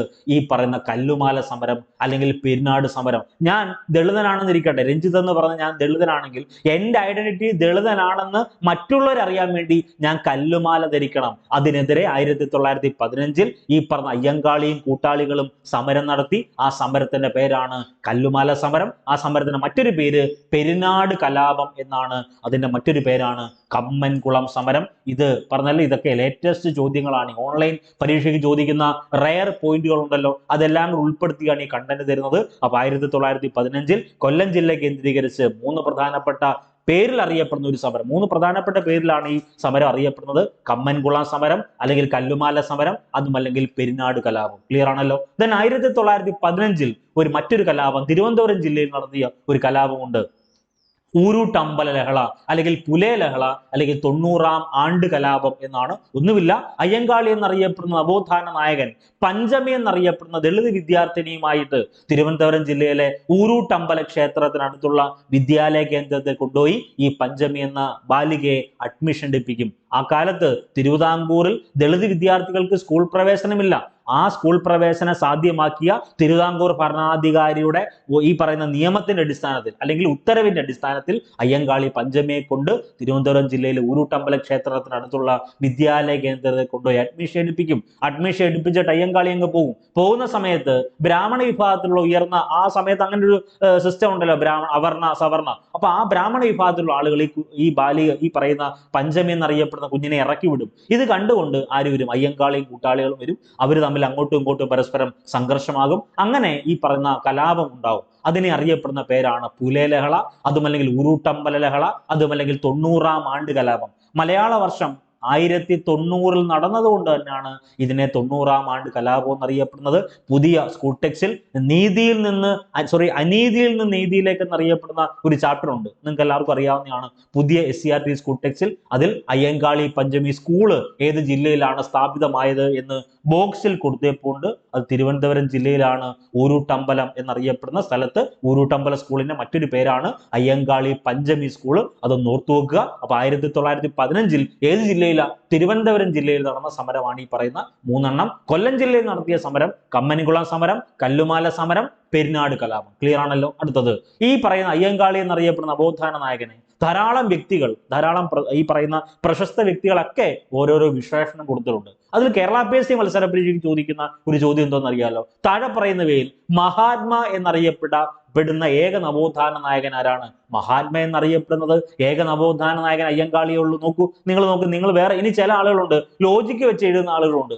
മഹാത്മാ, അപ്പൊ താഴെ പറയുന്നതിൽ മഹാത്മ എന്നറിയപ്പെടുന്ന നവോത്ഥാന നായകൻ ചോദിച്ചിട്ടിരിക്കട്ടെ, 4 ഓപ്ഷൻ കൊടുക്കണം. അയ്യങ്കാളി, ചട്ടമ്പി സ്വാമികൾ, വൈകുണ്ഠ സ്വാമികൾ, ശ്രീനാരായണ ഗുരു. അപ്പൊ നോക്കുമ്പോൾ മഹാത്മാ ചട്ടമ്പി സ്വാമികൾ ഒരു ലോജിക്കായിട്ട്, അല്ലെങ്കിൽ നമുക്കൊരു മനസ്സിനൊരു പിടുത്തമില്ല. മഹാത്മാ അയ്യങ്കാളി, മഹാത്മാ ശ്രീനാരായണ ഗുരു. അപ്പൊ അതിൽ പറയുമ്പം മഹാത്മാ അയ്യങ്കാളി എന്ന് പറയുമ്പോഴാണ് ഇത്തിരിയും കൂടെ ഇമ്പം കൂടുതൽ. അങ്ങനെ ലോജിക്ക് എടുത്താലും മതി. അപ്പൊ മഹാത്മാ എന്നറിയപ്പെടുന്നത് ആരാണ്? അത് അയ്യങ്കാളിയാണ്. ഇനി അയ്യങ്കാളിയെ പുലയരുടെ രാജാവ്, കിങ് ഓഫ് പുലയ എന്ന് വിശേഷിപ്പിച്ചത് ഗാന്ധിജിയാണ് വിശേഷിപ്പിച്ചത്. ഇന്ത്യയുടെ മഹാനായ പുത്രൻ എന്ന് അയ്യങ്കാളിയെ വിശേഷിപ്പിച്ചത് ഇന്ദിരാഗാന്ധിയാണ്. ഒന്നുമില്ല, മകനെ അല്ലെങ്കിൽ പുത്രൻ എന്നൊക്കെ വിളിക്കുന്നത് ഒരു അമ്മയുടെ സ്ഥാനത്തുള്ള ഒരു സ്ത്രീ ആയിരിക്കുമല്ലോ, അങ്ങനെങ്കിലും ഓർത്തു വെക്ക്. അപ്പൊ തന്നെ പകുതി ടെൻഷൻ കുറഞ്ഞു. ഇന്ത്യയുടെ മഹാനായ പുത്രൻ എന്ന് അയ്യങ്കാളിയെ വിശേഷിപ്പിച്ചത് ഇന്ദിരാഗാന്ധിയാണ്. അപ്പൊ പുലയരുടെ രാജാവ് എന്ന അയ്യങ്കാളിയെ വിശേഷിപ്പിച്ചത് മഹാത്മാഗാന്ധിയും ഇന്ത്യയുടെ മഹാനായ പുത്രൻ എന്ന് അയ്യങ്കാളിയെ വിശേഷിപ്പിച്ചത് ഇന്ദിരാഗാന്ധിയാണ്. അടുത്തത്, ഇന്ത്യയിലെ ആദ്യത്തെ കമ്മ്യൂണിസ്റ്റ് ആണ് അയ്യങ്കാളി എന്ന് അയ്യങ്കാളിയെ വിശേഷിപ്പിച്ചത് EK നയനാരാണ്. അതൊന്ന് ഓർത്തു വെക്കണേ. ഇന്ത്യയിൽ ആദ്യത്തെ കമ്മ്യൂണിസ്റ്റ് ആണ് ആര്? അയ്യങ്കാളി എന്ന് അയ്യങ്കാളിയെ വിശേഷിപ്പിച്ചത് EK നയനാരാണ്. അപ്പം അയ്യങ്കാളിയുമായി ബന്ധപ്പെട്ട് കേരള സ്പാർട്ടക്കസ് എന്നറിയപ്പെടുന്ന അയ്യങ്കാളിയാണ്. ഇന്ത്യയിൽ ആദ്യത്തെ തൊഴിലാളി നേതാവ് എന്നറിയപ്പെടുന്ന അയ്യങ്കാളി. അതിനുള്ള റീസൺ ഇതാണ്, തിരുവിതാംകൂറിൽ ആദ്യമായി കർഷക കലാപം നടത്തിയ നവോത്ഥാന നായകന്റെ പേര് അയ്യങ്കാളിയാണ്. ഞങ്ങളുടെ കുട്ടികളെ പഠിപ്പിച്ചില്ലെങ്കിൽ കാണായ പാഠങ്ങളിലെല്ലാം മുട്ടിപ്പുല്ല് കുരിപ്പിക്കും എന്ന് പറഞ്ഞത് അയ്യങ്കാളി. അങ്ങനെ ഒത്തിരി ചോദ്യമുണ്ട്, അത് ഓർത്തു വെക്കുക. അടുത്തത്, അയ്യങ്കാളി എന്നറിയപ്പെടുന്ന നവോത്ഥാനവും നായകനുമായി ബന്ധപ്പെട്ട് കേരള ചരിത്രത്തിന്റെ ഗതി മാറ്റിയ അയ്യങ്കാളി എന്ന പുസ്തകം എഴുതിയത് THP ചെന്താരശ്ശേരിയാണ്. അപ്പൊ ഇന്ത്യയിൽ ആദ്യത്തെ കമ്മ്യൂണിസ്റ്റ് ആണ് അയ്യങ്കാളി എന്ന് വിശേഷിപ്പിച്ചത് ആരാ?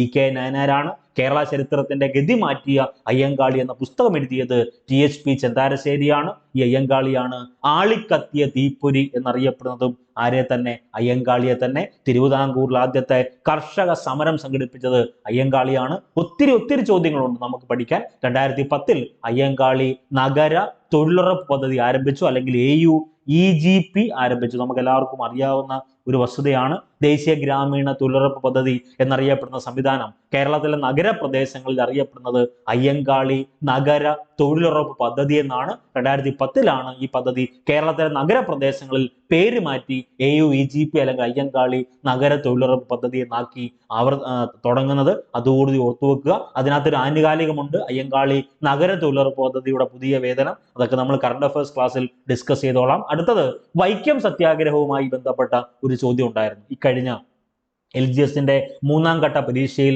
വൈക്കം സത്യാഗ്രഹവുമായി ബന്ധപ്പെട്ട ഒരു ചോദ്യം ഉണ്ടായിരുന്നു. ചോദ്യം ഇതാണ്, വേറെ ഒന്നുമില്ല.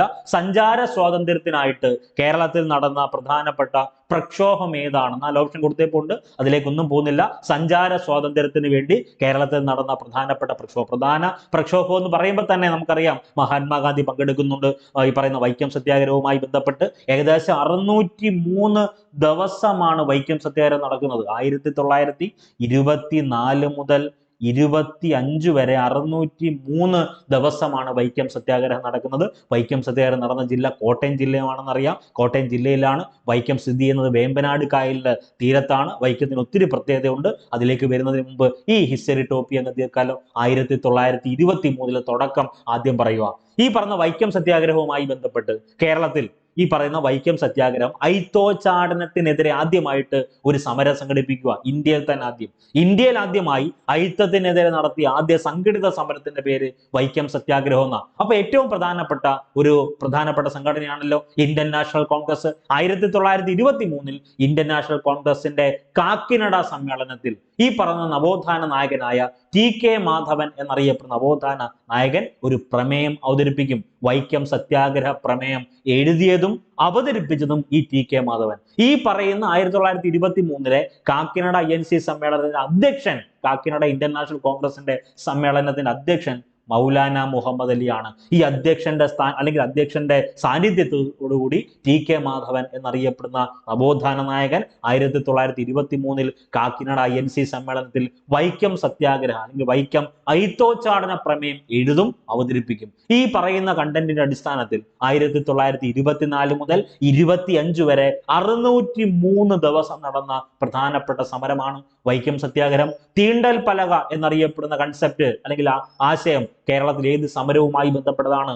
വൈക്കം സത്യാഗ്രഹവുമായി ബന്ധപ്പെട്ടതാ. വൈക്കം സത്യാഗ്രഹത്തിന് 3 പ്രധാനപ്പെട്ട പ്രാദേശിക നേതാക്കളുണ്ട്. കുഞ്ഞാപ്പി, ബാഹുലേയൻ, ഗോവിന്ദ പണിക്കർ. മറക്കല്ലേ, കുഞ്ഞാപ്പി, ബാഹുലേയൻ, ഗോവിന്ദ പണിക്കർ. പരീക്ഷയ്ക്ക് ചോദിച്ചിട്ടുണ്ട്. കഴിഞ്ഞ 2018 നടത്തിയ പരീക്ഷയിൽ പത്തനംതിട്ട ജില്ലയിൽ ചോദിച്ചൊരു ക്വസ്റ്റ്യൻ ഇതാണ്: താഴെ പറയുന്നവയിൽ വൈക്കം സത്യാഗ്രഹത്തിന്റെ പ്രാദേശിക നേതാക്കളിൽ പെടാത്തതാര്? നിങ്ങൾ ഓർത്തു വെച്ചോ, ആവർത്തിച്ച് ഞാൻ പറയുന്നു. നമ്മൾ ഏതെങ്കിലും കണ്ടന്റിൽ ഏതെങ്കിലും ഉത്തരത്തിൽ 3 ആൻസർ, 3 വ്യക്തികൾ, 3 ആശയങ്ങൾ, 3 സംവിധാനങ്ങൾ പഠിക്കുന്നുണ്ടെങ്കിൽ ചോദ്യാർത്ഥാവിന് അതൊരു സാധ്യതയാണ്. പരീക്ഷയ്ക്ക് താഴെ പറയുന്നവയിൽ തെറ്റായ ജോഡി താഴെ പറയുന്നതിൽ ഓട് വൺ ഔട്ട് ഇന്ന സമരവുമായി ബന്ധപ്പെടാത്ത വ്യക്തി, ഇന്നതുമായി ബന്ധപ്പെടാത്തത് എന്നൊരു ലോജിക്ക് ചിന്തിക്കാം. അപ്പൊ കുഞ്ഞാപ്പി, ബാഹുലേയൻ, ഗോവിന്ദ പണിക്കർ ഈ 3 വ്യക്തികളാണ് പ്രാദേശിക നേതാക്കൾ. ഈ പ്രാദേശിക നേതാക്കൾ തുടങ്ങിയ സമരം പിന്നീട് പ്രധാനപ്പെട്ട നേതാക്കൾ വരുന്ന സമയത്താണ് ഈ ദേശീയ ശ്രദ്ധ ആകർഷിക്കുന്നത്. അതിലേക്കൊക്കെ നമുക്ക് പോകാം. അപ്പോൾ വൈക്കം സത്യാഗ്രഹവുമായി ബന്ധപ്പെട്ട പ്രധാന നേതാവ് ആരാണ്? ഈ പറഞ്ഞ TK മാധവനാണ് പ്രധാന നേതാവ്. പ്രാദേശിക നേതാക്കളാണ് ബാഹുലേയൻ, ഗോവിന്ദ പണിക്കർ, കുഞ്ഞാപ്പി. അപ്പൊ ചില ആളുകൾ കമന്റ് ചെയ്യും, TK മാധവൻ മാത്രമല്ലല്ലോ. അല്ല, TK മാധവനും ഉണ്ട്. ഈ പറഞ്ഞ KP കേശവൻ ഉൾപ്പെടെയുള്ള മുഴുവൻ ആളുകളും നേതാവായിട്ട് പരിഗണിക്കുന്നു. പക്ഷെ PSC വാല്യൂ ചെയ്യുന്നത് TK മാധവൻ എന്ന് പറഞ്ഞൊക്കെയാണ്. അപ്പൊ അത് ഓർത്തു വെക്കുക. ദെൻ 1925 മഹാത്മാഗാന്ധി സന്ദർശിക്കുന്നു വൈക്കം സത്യാഗ്രഹവുമായി ബന്ധപ്പെട്ട്. അതൊക്കെ നിങ്ങൾക്ക് അറിയാവുന്നതാണ്. ഈ പറയുന്ന മഹാത്മാഗാന്ധിയുടെ നിർദ്ദേശപ്രകാരമാണ് സവർണ ജാഥ സംഘടിപ്പിച്ചത്. മന്നത്ത് പത്മനാഭൻ, ഈ പറയുന്ന മന്നത്ത് പത്മനാഭൻ വൈക്കം സത്യാഗ്രഹവുമായി ബന്ധപ്പെട്ടാണ് സവർണ ജാഥ സംഘടിപ്പിച്ചത്. മഹാത്മാഗാന്ധിയുടെ നിർദ്ദേശപ്രകാരമാണ്. ദെൻ ഈ പറഞ്ഞ വൈക്കം സത്യാഗ്രഹവുമായി ബന്ധപ്പെട്ട് വൈക്കം ഹീറോ വൈക്കം വീരൻ എന്നറിയപ്പെടുന്ന ഒരു വ്യക്തിയുണ്ട്. അദ്ദേഹത്തെയാണ് പെരിയോർ എന്നറിയപ്പെടുന്നു, വൈക്കം ഹീറോ എന്നറിയപ്പെടുന്നു, വൈക്കം വീരൻ എന്നീ പേരുകളിൽ അറിയപ്പെടുന്ന നവോത്ഥാന നായകൻ EV രാമസ്വാമി നായ്ക്കറാണ്. ഈ വൈക്കം സത്യാഗ്രഹവുമായി ബന്ധപ്പെട്ട് വൈക്കം സത്യാഗ്രഹവുമായി ബന്ധപ്പെട്ട് വൈക്കം സത്യാഗ്രഹത്തിന് ഐക്യദാർഢ്യം പ്രഖ്യാപിച്ചുകൊണ്ട് പഞ്ചാബിൽ നിന്നെത്തിയ വിഭാഗം ഏതെന്ന് ചോദിച്ചാൽ അത് അകാലികളാണ്. അവിടെ മറ്റൊരു ചോദ്യമുണ്ട്. വൈക്കം സത്യാഗ്രഹികൾക്ക് സൗജന്യ ഭക്ഷണശാല ആരംഭിച്ച വ്യക്തികളാണ് അകാലികൾ. അതിൽ അകാലികളുടെ പ്രധാന നേതാവ് തന്നെ ഓർത്തു വെക്കണം, ലാൽ സിംഗ് എന്നറിയപ്പെടുന്ന വ്യക്തിയാണ്. വൈക്കം സത്യാഗ്രഹികൾക്ക് സൗജന്യ ഭക്ഷണശാല തുറന്ന് ആരംഭിച്ചത് അകാലികളാണ്. അകാലികളുടെ നേതാവ് ആരാണ്? ലാൽ സിംഗ് ആണ്. ഇനി ഈ പറഞ്ഞ വൈക്കം സത്യാഗ്രഹവുമായി ബന്ധപ്പെട്ട് സവർണ ജാഥ സംഘടിപ്പിച്ചത് മന്നത്ത് പത്മനാഭനാണ് സംഘടിപ്പിക്കുന്നത്. ആരുടെ നിർദ്ദേശപ്രകാരം? മഹാത്മാഗാന്ധിയുടെ നിർദ്ദേശപ്രകാരം. വർഷം മറക്കരുത്, 1925. അടുത്തത്, ഈ വൈക്കം സത്യാഗ്രഹം അനുഷ്ഠിച്ച അഹിന്ദുക്കളുണ്ട്, ഹിന്ദുക്കൾ അല്ലാത്ത വ്യക്തിയുണ്ട്. അവിടെ 3 ആളുകളുണ്ട്. ഒന്ന് ജോർജ് ജോസഫ്, വൈക്കം സത്യാഗ്രഹം അനുഷ്ഠിച്ച അഹിന്ദുവാണ്. PM സെബാസ്റ്റ്യൻ, വൈക്കം സത്യാഗ്രഹം അനുഷ്ഠിച്ച അഹിന്ദുവാണ്. അബ്ദുൾ റഹ്മാൻ, വൈക്കം സത്യാഗ്രഹം അനുഷ്ഠിച്ച അഹിന്ദുവിൽ വരുന്ന 3 വ്യക്തികൾ: George Joseph, PM Sebastian, Abdul Rahman. ഇത്രയും കാര്യങ്ങളൊക്കെയാണല്ലോ. പെരിയോർ എന്നറിയപ്പെടുന്നത്, വൈക്കം ഹീറോ എന്നറിയപ്പെടുന്നത്, വൈക്കം വീരൻ എന്നൊക്കെ അറിയപ്പെടുന്നത് EV രാമസ്വാമി നായ്ക്കറാണ്. EV രാമസ്വാമി നായ്ക്കറുമായി ബന്ധപ്പെട്ട ഒരു ക്വസ്റ്റ്യൻ 2ാം ഘട്ട പരീക്ഷയിൽ ഉണ്ടായിരുന്നു. 3ാം ഘട്ടം വൈക്കം സത്യാഗ്രഹവുമായി ബന്ധപ്പെട്ട് സഞ്ചാര സ്വാതന്ത്ര്യത്തിനായിട്ട് കേരളത്തിൽ നടന്ന പ്രധാന പ്രക്ഷോഭം ചോദിച്ചിരുന്നു. അടുത്തത് നമുക്ക് എല്ലാവർക്കും അറിയാവുന്ന ക്വസ്റ്റ്യൻ ആണ്. ഇക്കഴിഞ്ഞ ഈ പറയുന്ന LGS 3ാം ഘട്ട പരീക്ഷയിൽ ചോദിച്ച ചോദ്യം ഇത്. മലയാളം ഭാഷ അല്ലെങ്കിൽ മലയാളം സംസാരിക്കുന്നവർക്ക് വേണ്ടി മാത്രമായി മലയാളം സംസാരിക്കുന്ന പ്രദേശങ്ങളെ ഉൾപ്പെടുത്തി കേരളം രൂപീകരിക്കണം എന്ന് പരാമർശിക്കുന്ന ആദ്യകാല ഗ്രന്ഥത്തിന്റെ പേരെന്താണ്? അത് 1.25 കോടി മലയാളികൾ എന്നാണ്. മിക്ക ക്ലാസ്സിലും മിക്ക PDF-ലും മിക്ക പോൾ ചോദ്യങ്ങളായിട്ടും PYQ ആയിട്ടൊക്കെ നിങ്ങൾ പഠിക്കുന്ന സാധനമാണ് 1.25 കോടി മലയാളികൾ എന്ന പുസ്തകം എഴുതിയത് EMS നമ്പൂതിരിപ്പാട്. നമുക്ക് എല്ലാവർക്കും അറിയാവുന്നതാണ്. ഓരോ ഭാഷ സംസാരിക്കുന്നവർക്ക് വേണ്ടി മാത്രമായി ഓരോ സംസ്ഥാനം വേണം. ഓരോ ഭാഷ സംസാരിക്കുന്നവർക്ക് വേണ്ടി മാത്രമായി ഓരോ സംസ്ഥാനം വേണമെന്ന് ആവശ്യപ്പെട്ടുകൊണ്ട് 1.25 കോടി മലയാളികൾ എന്ന പുസ്തകം എഴുതിയത് EMS നമ്പൂതിരിപ്പാട്. SCERT സ്കൂൾ ടെക്സ്റ്റിൽ ബോക്സിൽ കൊടുത്തേക്കുന്ന കണ്ടന്റ് ആണ് ഞാൻ ഈ ഡിസ്കസ് ചെയ്യുന്നത്. രണ്ടാമത്തത് നൂതൻ ബംഗാൾ എന്ന് പറഞ്ഞൊരു പുസ്തകമുണ്ട്. നൂതൻ ബംഗാൾ എന്ന പുസ്തകം എഴുതിയത് ഭവാനി സെൻ ആണ്. നൂതൻ ബംഗാൾ, ബംഗാളി ഭാഷ സംസാരിക്കുന്നവർക്ക് വേണ്ടി മാത്രമായി ഒരു സംസ്ഥാനം വേണം എന്ന് ആവശ്യപ്പെട്ടുകൊണ്ട് നൂതൻ ബംഗാൾ എന്ന പുസ്തകം എഴുതിയത് ഭവാനി സെൻ ആണ്. വിശാല ആന്ധ്ര എന്ന പുസ്തകം എഴുതിയത് P. സുന്ദര അയ്യ. അപ്പോൾ 1.25 കോടി മലയാളികൾ എന്ന പുസ്തകം എഴുതിയത് EMS നമ്പൂതിരിപ്പാട്. നൂതൻ ബംഗാൾ എന്ന പുസ്തകം എഴുതിയത് ഭവാനി സെന്ന്. വിശാല ആന്ധ്ര എന്ന പുസ്തകം എഴുതിയത് P. സുന്ദര അയ്യ. ഈ വിശാല ആന്ധ്ര എന്ന് കേൾക്കുമ്പോൾ നമ്മൾ പെട്ടെന്ന് ആരെ എഴുതാൻ സാധ്യതയുണ്ട്? പോറ്റി ശ്രീരാമലുവോ അല്ലെങ്കിൽ T. പ്രകാശത്തെയൊക്കെ എഴുതാൻ സാധ്യതയുണ്ട്. വിശാല ആന്ധ്ര എന്ന പുസ്തകം എഴുതിയത് P. സുന്ദര അയ്യയാണ്. അതൊന്ന് ഓർത്തു വെക്കുക. ഇനി മത്സര പരീക്ഷയിൽ ചോദിക്കുന്ന വളരെ പ്രധാനപ്പെട്ട കേരളത്തിലെ പ്രധാനപ്പെട്ട വ്യക്തികളെ പറ്റി പഠിക്കുമ്പോൾ ഈ പറയുന്ന 2 പുസ്തകങ്ങളും ഓർത്തു വെക്കണം. ഒന്ന് ആത്മകഥയാണ്, പ്രിസണർ 5990 അല്ലെങ്കിൽ പ്രിസണർ 5990 എന്ന് പറയുന്നത് R. ബാലകൃഷ്ണ പിള്ളയുടെ ആത്മകഥയാണ്. പ്രിസണർ 5990. കേരളം മണ്ണും മനുഷ്യനും എന്ന കൃതി ആരുടെയാണെന്ന് ചോദിച്ചാൽ തോമസ് ഐസക്കിൻ്റെതാണ്. അതൊന്ന് ഓർത്തു വെക്കുക. ഇനി നമ്മൾ നോക്കൂ, EMS നമ്പൂതിരിപ്പാട് ഇപ്പം ചോദിച്ചു. അതുകൊണ്ട് തന്നെ അടുത്ത പരീക്ഷയിൽ EMS നമ്പൂതിരിപ്പാടുമായി ബന്ധപ്പെട്ട ഏതെങ്കിലും അഡീഷണൽ പോയിന്റ് ചോദിച്ചാൽ അതും എഴുതണമല്ലോ. അതിനുവേണ്ടി എല്ലാ കണ്ടന്റും പറയുകയാണ്. EMS നമ്പൂതിരിപ്പാടിന്റെ ജീവിത കാലഘട്ടം 1909 മുതൽ 1998 വരെയാണ്. EMS നമ്പൂതിരിപ്പാടിന്റെ യഥാർത്ഥ പേര് ഏലംകുളം മനയ്ക്കൽ ശങ്കരൻ നമ്പൂതിരിപ്പാട് എന്നാണ്. നമുക്ക് എല്ലാവർക്കും അറിയാവുന്നതാണ്. ബാലറ്റ് പേപ്പറിലൂടെ അധികാരത്തിലെത്തിയ ഏഷ്യയിലെ, ഇന്ത്യയിലെ, കേരളത്തിലെ ആദ്യ കമ്മ്യൂണിസ്റ്റ് മന്ത്രിസഭ EMS നമ്പൂതിരിപ്പാടിന്റെ. ഇതേ ചോദ്യം നമ്മൾ വെറൈറ്റിക്ക് വേണ്ടി ഇങ്ങനെ ചിന്തിക്കാം. ലോകത്തിൽ ആദ്യമായി ഒരു ചോദ്യം ഉണ്ട്. ലോകത്തിൽ ആദ്യമായി ബാലറ്റ് പേപ്പറിലൂടെ അധികാരത്തിലെത്തിയ ആദ്യ കമ്മ്യൂണിസ്റ്റ് മന്ത്രിസഭ ചെഡ്ഡി ജുഗൻ എന്നറിയപ്പെടുന്ന വ്യക്തിയുടെയാണ്. ലോകത്തിൽ ആദ്യമായി ഗയാന എന്നറിയപ്പെടുന്ന രാജ്യത്ത് ലോകത്തിൽ ആദ്യമായി ബാലറ്റ് പേപ്പറിലൂടെ അധികാരത്തിലെത്തിയ ആദ്യ കമ്മ്യൂണിസ്റ്റ് മന്ത്രിസഭ ചെഡ്ഡി ജുഗൻ ആണ്. പക്ഷേ മത്സര പരീക്ഷയിൽ ലോകത്തിൽ എന്ന് ചോദിച്ചാലും, ഏഷ്യയിൽ എന്ന് ചോദിച്ചാലും, ഇന്ത്യയിൽ എന്ന് ചോദിച്ചാലും, കേരളത്തിൽ എന്ന് ചോദിച്ചാലും ഉത്തരമായി രേഖപ്പെടുത്തുന്നത് EMS നമ്പൂതിരിപ്പാടിനെ ആയതുകൊണ്ട് അത് ഇരുത്തി നിങ്ങൾ പഠിക്കേണ്ട. അങ്ങനെ ഒരു പോയിന്റ് ഉണ്ട് എന്ന് നിങ്ങളെ ഒന്ന് ഓർമ്മിപ്പിക്കുക മാത്രമാണ് ഞാൻ ചെയ്തത്. കേരളത്തിൽ ആദ്യത്തെ മുഖ്യമന്ത്രി EMS നമ്പൂതിരിപ്പാടാണല്ലോ. ഭരണഘടനയുടെ 356 നമ്മൾ പഠിക്കുമ്പം 356, 352, 356, 360 ഇങ്ങനെയല്ലേ നമ്മൾ പഠിക്കുന്നത്. അടിയന്തരാവസ്ഥകൾ 352, ദേശീയ അടിയന്തരാവസ്ഥ 356, സംസ്ഥാന അടിയന്തരാവസ്ഥ 360, സാമ്പത്തിക അടിയന്തരാവസ്ഥ എന്ന് പഠിക്കുമല്ലോ. അപ്പൊ ഭരണഘടനയുടെ 356 വകുപ്പ് അനുസരിച്ച് പിരിച്ചുവിട്ട ആദ്യ മുഖ്യമന്ത്രി അത് EMS നമ്പൂതിരിപ്പാടിനെയാണ്. ആദ്യമായിട്ട് പിരിച്ചുവിടുന്നത് ഇന്ത്യയുടെ രാഷ്ട്രപതി. അടുത്തത് EMS നമ്പൂതിരിപ്പാടിന് ഒരു ആത്മകഥയുണ്ട്. ആത്മകഥയുടെ പേര് എന്ത് തന്നെ? ആത്മകഥ എന്ന് തന്നെയാണ്. EMS നമ്പൂതിരിപ്പാട് ആരംഭിച്ച പത്രത്തിന്റെ പേര് പ്രഭാതം എന്നാണ്. ഇന്ത്യൻ തപാൽ സ്റ്റാമ്പിൽ പ്രത്യക്ഷപ്പെട്ട ആദ്യ കേരള മുഖ്യമന്ത്രി ആരെന്ന് ചോദിച്ചാൽ അതിന് ഉത്തരവും EMS നമ്പൂതിരിപ്പാട്. അപ്പൊ EMS നമ്പൂതിരിപ്പാടുമായി ബന്ധപ്പെട്ട് അദ്ദേഹത്തിന്റെ ചോദ്യം എന്താണെന്ന് നമ്മൾ പറഞ്ഞല്ലോ. 1.25 കോടി മലയാളികൾ എന്ന പുസ്തകം എഴുതിയത് EMS നമ്പൂതിരിപ്പാടാണ്. ഏലംകുളം മനയ്ക്കൽ ശങ്കരൻ നമ്പൂതിരിപ്പാട് എന്നാണ് EMS നമ്പൂതിരിപ്പാടിന്റെ പൂർണ്ണമായ നാമധേയം. 1909 ജനിക്കുന്നു, 1998 മരിക്കുന്നു. കേരളത്തിൽ ആദ്യത്തെ മുഖ്യമന്ത്രി അദ്ദേഹമാണ്. ഭരണഘടനയുടെ 356 വകുപ്പ് അനുസരിച്ച് പിരിച്ചുവിട്ട ആദ്യ മുഖ്യമന്ത്രിയാണ് EMS നമ്പൂതിരിപ്പാടിന്റെ. അപ്പൊ നമ്മളെ കുഴപ്പിക്കുന്ന ഒരു ചോദ്യം ഉണ്ട്. എന്താണ് എന്നറിയാലോ? ആർട്ടിക്കിൾ 352 ദേശീയ അടിയന്തരാവസ്ഥ 4 കൂട്ടുക, 356 സംസ്ഥാന അടിയന്തരാവസ്ഥ, എഗെയിൻ 4 കൂട്ടുക, 360 സാമ്പത്തിക അടിയന്തരാവസ്ഥ. EMS നമ്പൂതിരിപ്പാടിന്റെ ആരംഭിച്ച പത്രം മറക്കല്ലേ, പ്രഭാതം. അപ്പൊ ഒരു ചോദ്യം ഞാൻ അങ്ങോട്ട് ചോദിച്ചോട്ടെ. പ്രതിഭ എന്ന് പറഞ്ഞൊരു പത്രം ഉണ്ടോ? ഉണ്ട്. പ്രതിഭ എന്നറിയപ്പെടുന്ന പത്രം ആരംഭിച്ചത് കുമാരനാശാനും പ്രഭാതം എന്നറിയപ്പെടുന്ന പത്രം ആരംഭിച്ചത് EMS നമ്പൂതിരിപ്പാടുമാണ്. ഇന്ത്യൻ തപാൽ സ്റ്റാമ്പിൽ പ്രത്യക്ഷപ്പെട്ട ആദ്യ കേരള മുഖ്യമന്ത്രി എന്നറിയപ്പെടുന്ന ആരെയാണ്? EMS നമ്പൂതിരിപ്പാടിനെയാണ്. അപ്പൊ ഇത്രയും ചോദ്യങ്ങൾ, ഏകദേശം 7ഓളം ചോദ്യങ്ങളും അതിന്റെ റിലേറ്റഡ് ഫാക്റ്റും നമ്മൾ ഡിസ്കസ് ചെയ്തു. ഈ 7 ചോദ്യങ്ങളും നിങ്ങൾക്ക് കിട്ടി, അല്ലെങ്കിൽ നിങ്ങൾക്ക് എഴുതാൻ പറ്റി. LGS-ന് 3ാം ഘട്ടം എഴുതാൻ പോയ ആളുകൾക്ക് കിട്ടിയെന്ന് വിശ്വസിക്കുന്നു. അടുത്ത LGS-ന് 4ാം ഘട്ടം എഴുതുന്നവർ, അടുത്ത 10th ലെവൽ പ്രിലിംസ്, അടുത്ത 12th ലെവൽ, ഡിഗ്രി ലെവലൊക്കെ എഴുതുന്നവർ ഇതിനോടൊപ്പം ഉള്ള നോട്ട്സുകൾ വായിക്കുക. 323 ചോദ്യങ്ങളും ഉത്തരങ്ങളും അടങ്ങുന്ന ഒരു PDF നോട്ട് ഞാൻ എപ്പോഴും ക്ലാസ്സിൽ പറയുന്നതാണ്. 323 ക്വസ്റ്റ്യനും ആൻസറുമുള്ള ഒരു PDF നോട്ടുണ്ട്. ആ PDF നോട്ട് ഈ വീഡിയോ ക്ലാസ്സിന് താഴെ പിൻ ചെയ്ത് വെച്ചേക്കാം. നിങ്ങളത് വായിക്കുക. വരാൻ പോകുന്ന മുഴുവൻ പരീക്ഷകളിലും ഉന്നത റാങ്ക് നിങ്ങൾക്ക് ഉണ്ടാകട്ടെ എന്ന് ആത്മാർത്ഥമായി പ്രാർത്ഥിക്കുന്നു. നന്ദി, നമസ്കാരം.